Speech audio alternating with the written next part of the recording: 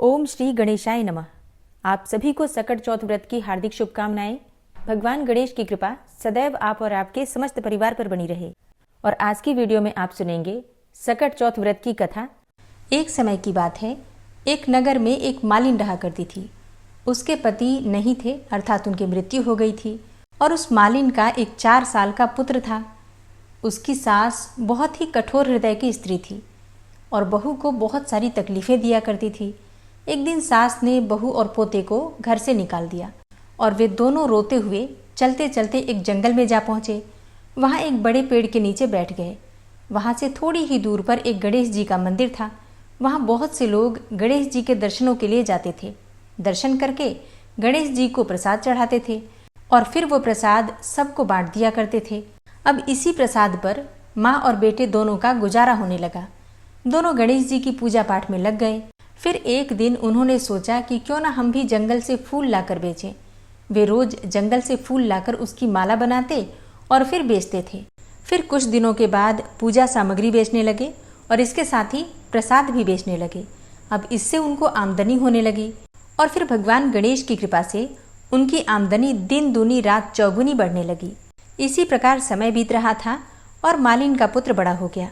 धीरे धीरे उन्होंने मकान और दुकान बना लिया। एक राजा की लड़की मंदिर में रोज पूजा करने आती थी। मालिन के बेटे को देखकर राजकुमारी उस पर मोहित हो गई और उससे विवाह करने को सोचने लगी। उसने अपनी भाभी से अपने मन की बात कही। भाभी अनुभवी थी। उसने कहा, यह तो मालिन का बेटा है और तुम एक राजा की बेटी हो। यदि तुमने उससे विवाह किया तो तुम्हारी बहुत बेइज्जती होगी। पर राजकुमारी अपनी बात पर अड़ी रही। उसने कहा कि मैंने तो प्रतिज्ञा कर ली है कि उसी से विवाह करूंगी। भाभी ने घर जाकर सारी बात राजा को बता दी। राजा ने मना नहीं किया, बल्कि धूमधाम से बेटी का विवाह मालिन के बेटे के साथ कर दिया। मालिन ने सबसे पहले बेटे और बहू को गणेश जी के मंदिर में ले जाकर पूजा पाठ करवाया और गणेश जी का आशीर्वाद दिलवाया।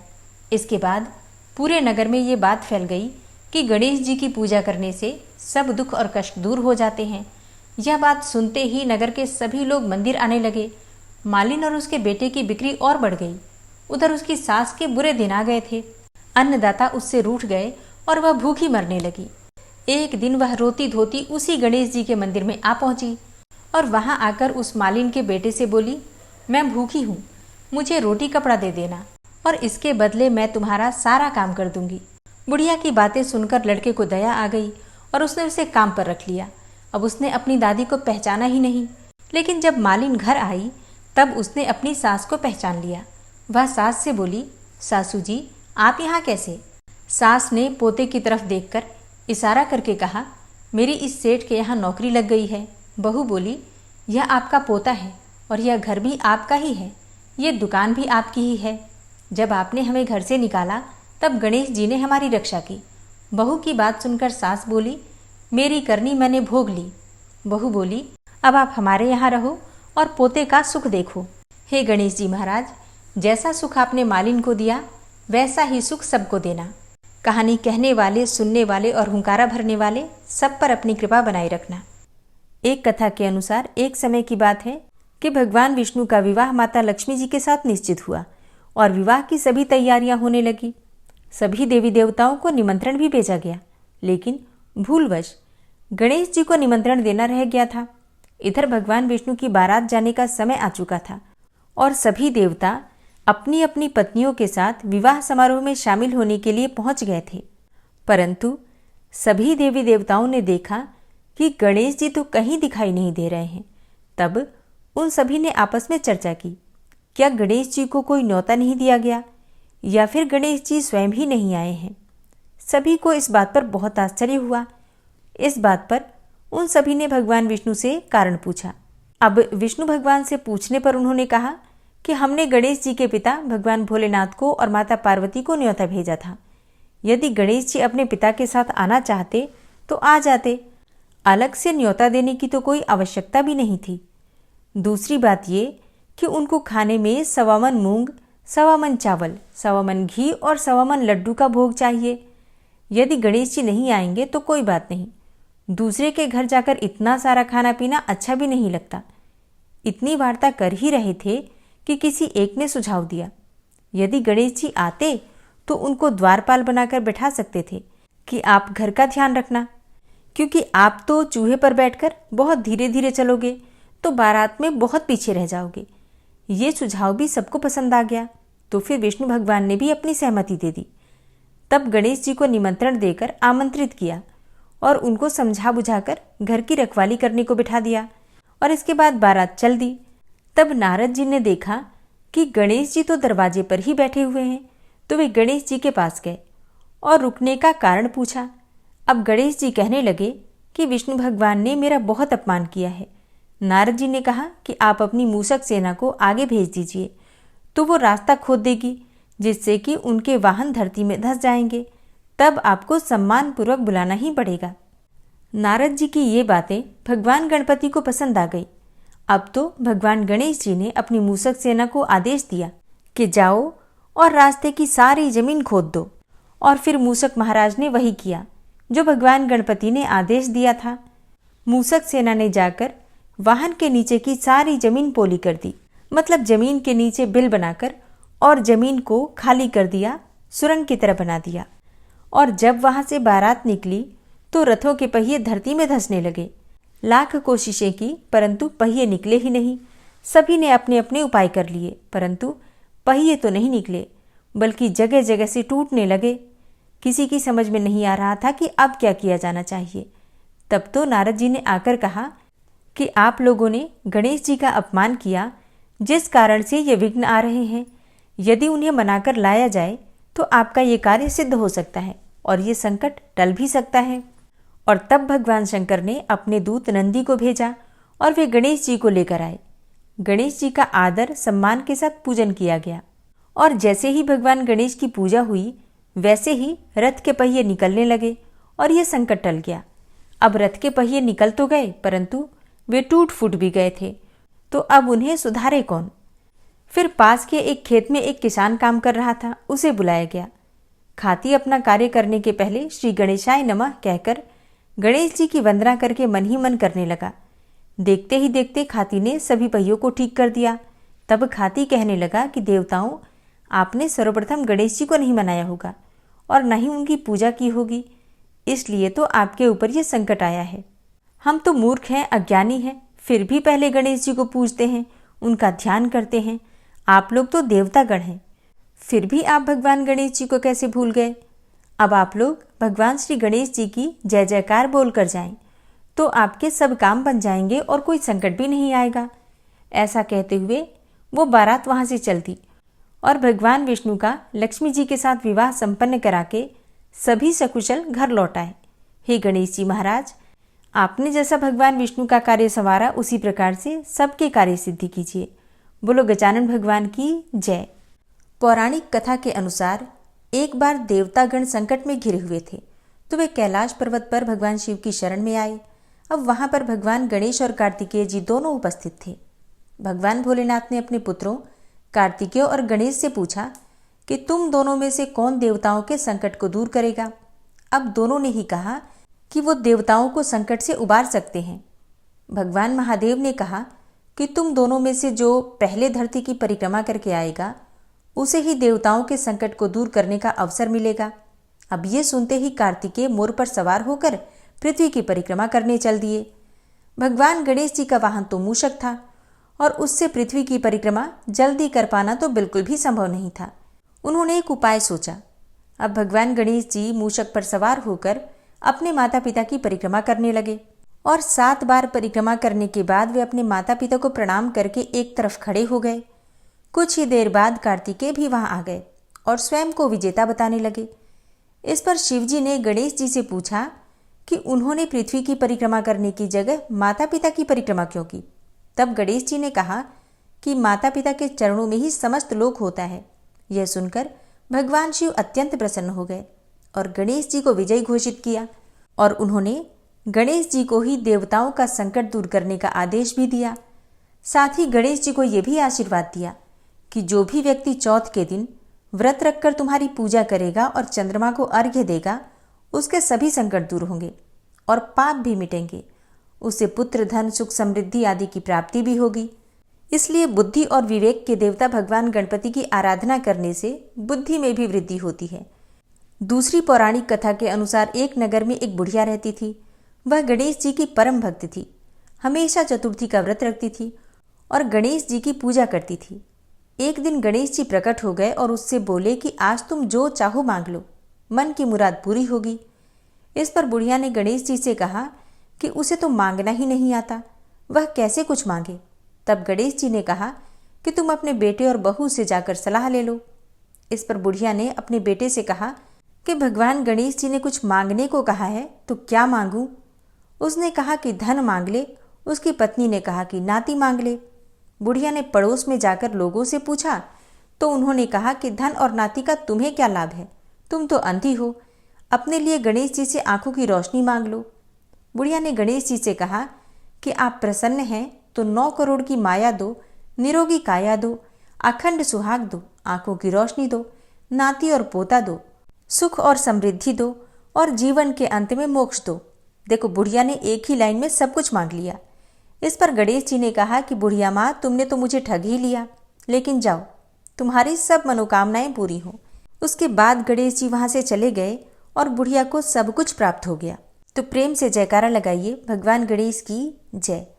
सकट चौथ की अगली कथा के अनुसार सतयुग में राजा हरिश्चंद्र के राज्य में एक कुम्हार रहता था। एक बार तमाम कोशिशों के बावजूद भी जब उसके बर्तन कच्चे रह जा रहे थे तो उसने ये बात एक पुजारी को बताई। उस पर पुजारी ने बताया कि किसी छोटे बच्चे की अगर बलि दी जाए तो ये समस्या दूर हो जाएगी। इसके बाद उस कुम्हार ने एक बच्चे को पकड़कर आमे में डाल दिया। वो सकट चौथ का दिन था। काफ़ी खोजने के बाद भी जब उसकी माँ को उसका बेटा नहीं मिला तो उसने गणेश जी के समक्ष सच्चे मन से प्रार्थना की। उधर जब कुम्हार ने सुबह उठकर देखा तो आमा में उसका बर्तन तो पक गए थे, लेकिन बच्चा भी सुरक्षित था। इस घटना के बाद कुम्हार डर गया और राजा के समक्ष पहुंचकर पूरी कहानी सुनाई। उसके बाद राजा ने बच्चे और उसकी माँ को बुलवाया तो माँ ने संकटों को दूर करने वाले सकट चौथ की महिमा का वर्णन किया। तभी से महिलाएं अपनी संतान और परिवार के सौभाग्य के लिए और लंबी आयु के लिए और संतान की लंबी आयु के लिए इस व्रत को धारण करने लगी। जो संतानवती महिलाएं इस व्रत को धारण करती हैं, भगवान गणेश की कृपा से उनके संतान की हर समय रक्षा होती है और भगवान गणेश की कृपा से संतान की आयु भी लंबी होती है और भगवान गणेश उन्हें विद्या और बुद्धि का वरदान भी देते हैं। सकट चौथ व्रत की अगली कथा के अनुसार एक बार महादेव जी पार्वती सहित नर्मदा के तट पर गए। वहां एक सुंदर स्थान पर पार्वती जी ने महादेव जी के साथ चौपड़ खेलने की इच्छा व्यक्त की। तब शिव जी ने कहा, हमारी हार जीत का साक्षी कौन होगा? अब पार्वती जी ने तत्काल ही वहां की एक घास के तिनके बटोरकर एक पुतला बनाया और उसमें प्राण प्रतिष्ठा करके उससे कहा कि बेटा, हम चौपड़ खेलना चाहते हैं, किंतु यहाँ हार और जीत का साक्षी कोई नहीं है, इसलिए खेल के अंत में तुम हमारी हार जीत के साक्षी होकर बताना कि हम में से कौन जीता और कौन हारा। खेल आरंभ हुआ। दैव योग से तीनों बार पार्वती जी ही जीती, लेकिन जब अंत में बालक से हार जीत का निर्णय कराया गया तो उसने तो महादेव जी को ही विजयी बताया। परिणामतः पार्वती जी ने क्रुद्ध होकर उसे एक पांव से लंगड़ा होने और वहां कीचड़ में पड़ा रहकर दुख भोगने का शाप दे दिया। अब बालक ने विनम्रतापूर्वक कहा, माँ, मुझसे अज्ञानवश ऐसा हो गया, मैंने किसी कुटिलता या द्वेष के कारण ऐसा नहीं किया, मुझे क्षमा करें तथा शाप से मुक्ति का कोई उपाय भी बताइए। तब ममता रूपी माँ को उस पर दया आ गई और वे बोली, यहाँ नाग कन्याएं गणेश पूजन करने आएंगी, उनके उपदेश से तुम गणेश व्रत करके मुझे प्राप्त करोगे। इतना कहकर वे कैलाश पर्वत पर चली गईं। अब 1 वर्ष के बाद जब वहां पर सावन का महीना आया तो नाग कन्याएं गणेश जी के पूजन के लिए आईं और नाग कन्याओं ने गणेश व्रत करके उस बालक को भी व्रत की विधि बताई। उसके बाद बालक ने 12 दिन तक श्री गणेश जी का व्रत किया। तब गणेश जी ने उसे दर्शन देकर कहा कि मैं तुम्हारे व्रत से बहुत प्रसन्न हूँ, मनोवांछित वर मांगो। बालक बोला, भगवान, मेरे पाँव में इतनी शक्ति दे दो कि मैं कैलाश पर्वत पर अपने माता पिता के पास पहुंच सकूं और वे मुझ पर प्रसन्न हो जाएं। गणेश जी ने उसे वरदान दिया और तथास्तु कहकर अंतर्ध्यान हो गए। वरदान पाकर वह बालक भगवान शिव जी के चरणों में पहुंच गया। तब शिव जी ने उससे वहां तक पहुंचने के साधन के बारे में भी पूछा। तब बालक ने सारी कथा शिवजी को सुना दी और उधर उसी दिन से अप्रसन्न होकर माता पार्वती भगवान शिवजी से भी विमुख हो गई थी। तब भगवान शंकर ने भी बालक की ही तरह 21 दिन तक श्री गणेश जी का व्रत किया, जिसके प्रभाव से पार्वती के मन में स्वयं महादेव जी से मिलने की इच्छा जागृत हुई। वे शीघ्र ही कैलाश पर्वत पर आ पहुंची और वहां पहुंचकर पार्वती जी ने शिवजी से पूछा, हे भगवान, आपने ऐसा कौन सा उपाय किया जिसके फलस्वरूप मैं आपके पास भागी भागी आ गई। तब शिवजी ने गणेश जी के व्रत का इतिहास उनसे कह दिया और इसके बाद माता पार्वती ने अपने पुत्र कार्तिकेय से मिलने की इच्छा से 21 दिन तक 21-21 की संख्या में दूर्वा, पुष्प तथा लड्डुओं से गणेश जी का पूजन किया। 21वें दिन कार्तिकेय स्वयं ही पार्वती जी से आ मिले। उन्होंने भी माँ के मुख से इस व्रत का महात्म्य सुना और व्रत किया। भगवान गणेश का व्रत करना, उनकी पूजा करना और उनकी पूजा में दूर्वा अर्पित करना, इससे भगवान गणेश अत्यंत प्रसन्न हो जाते हैं और हर प्रकार की कामना को पूर्ण कर देते हैं। अगली कथा है भगवान गणेश और बुढ़िया माई की। एक बुढ़िया माई थी, मिट्टी के गणेश जी की पूजा करती थी। अब रोज बनाए और रोज गल जाए। एक सेठ का मकान बन रहा था उन्हीं दिनों। तब वो जाकर मिस्त्रियों से बोली कि पत्थर का गणेश बना दो। मिस्त्री बोले, जितनी देर हम तेरा पत्थर का गणेश गढ़ेंगे उतनी देर में तो अपनी हम दीवार चिन लेंगे। बुढ़िया बोली, राम करे तुम्हारी दीवार टेढ़ी हो जाए। अब उनकी दीवार टेढ़ी हो गई। वो चिने और ढा देवे, चिने और ढा देवे। इस तरह करते करते शाम हो गई। शाम को सेठ आया। उसने कहा, आज भी कुछ नहीं किया। तब वो कहने लगे कि एक बुढ़िया आई थी। वो कह रही थी कि मेरा पत्थर का गणेश गढ़ दो। हमने नहीं गढ़ा तो उसने कहा कि तुम्हारी दीवार टेढ़ी हो जाए, और तब से दीवार सीधी बन ही नहीं पा रही है। बनाते हैं और ढा देते हैं। मिस्त्रियों से यह बात सुनकर सेठ ने बुढ़िया को बुलवाया और सेठ ने कहा कि हम तेरा सोने का गणेश गढ़ देंगे, हमारी दीवार सीधी कर दे। सेठ ने बुढ़िया को सोने का गणेश गढ़ा दिया। सेठ की दीवार सीधी हो गई। जैसे सेठ की दीवार सीधी की वैसी ही सबकी करना। कहानी कहने वाले, सुनने वाले और हुंकारा भरने वाले सब पर अपनी कृपा करना। कई ऐसी जगह हैं जहाँ पर सकट चौथ के दौरान मेले भी लगते हैं। तो एक गांव में एक माँ बेटी रहती थी। अब एक दिन की बात है कि जब मेला लगा हुआ था तो बेटी ने माँ से कहा कि माँ, गांव के सब लोग मेला देखने जा रहे हैं, मैं भी मेला देखने जाऊंगी। अब माँ ने कहा कि वहाँ तो बहुत भीड़ होगी, कहीं गिर जाओगी तो चोट लग जाएगी। लेकिन लड़की ने माँ की बात ही नहीं सुनी और मेला देखने के लिए चल पड़ी। माँ ने जाने से पहले बेटी को 2 लड्डू दिए और 1 घंटी में पानी दिया। माँ ने कहा कि 1 लड्डू तो गणेश जी को खिला देना और थोड़ा पानी पिला देना, दूसरा लड्डू तुम खा लेना और बचा पानी भी पी लेना। लड़की मेले में चली गई। मेला खत्म होने पर सभी गांव वाले वापस आ गए, लेकिन लड़की तो वापस ही नहीं आई। अब लड़की तो मेले में ही रह गई थी। लड़की मेले में गणेश जी के पास बैठ गई और कहने लगी कि 1 लड्डू और पानी गणेश जी तुम्हारे लिए और 1 लड्डू और बाकी बचा पानी मेरे लिए। अब जब तक तुम इसे खाओगे नहीं और पानी पियोगे नहीं, तब तक मैं भी लड्डू नहीं खाऊंगी और तब तक मैं घर भी नहीं जाऊंगी। और यही कहते कहते सारी रात बीत गई। अब गणेश जी सोचने लगे कि अगर मैंने ये 1 लड्डू और पानी नहीं पिया तो ये लड़की तो अपने घर नहीं जाएगी। यह सोचकर गणेश जी एक लड़के के वेश में आए और उससे 1 लड्डू लेकर खा लिया और साथ ही थोड़ा पानी भी पी लिया। इसके बाद गणेश जी कहने लगे कि तुम अपने लिए कोई वरदान मांगो, मांगो तुम्हारी जो भी इच्छा हो। अब लड़की मन में सोचने लगी कि क्या मांगूं, अन्न मांगूं या धन मांगूं, या अपने लिए अच्छा वर मांगूं, या खेत मांगूं या महल मांगूं। अब जब वो मन में सोच रही थी तो गणेश जी उसके मन की सारी बातों को जान गए। वो लड़की से बोले कि तुम अपने घर जाओ और तुमने जो भी मन में सोचा है वह सब तुम्हें मिलेगा। लड़की घर पहुंची तो माँ ने पूछा कि इतनी देर कैसे हो गई। बेटी ने कहा कि जैसा आपने कहा था मैंने वैसा ही किया है, और देखते ही देखते जो भी लड़की ने सोचा था वह सब कुछ हो गया। हे गणेश जी, जैसे आपने उस लड़की की इच्छा पूरी की वैसे ही सबकी करना। कहानी कहने वाले, सुनने वाले और हुंकारा भरने वाले सबकी इच्छा पूरी करना। बोलिए भगवान गणपति की जय।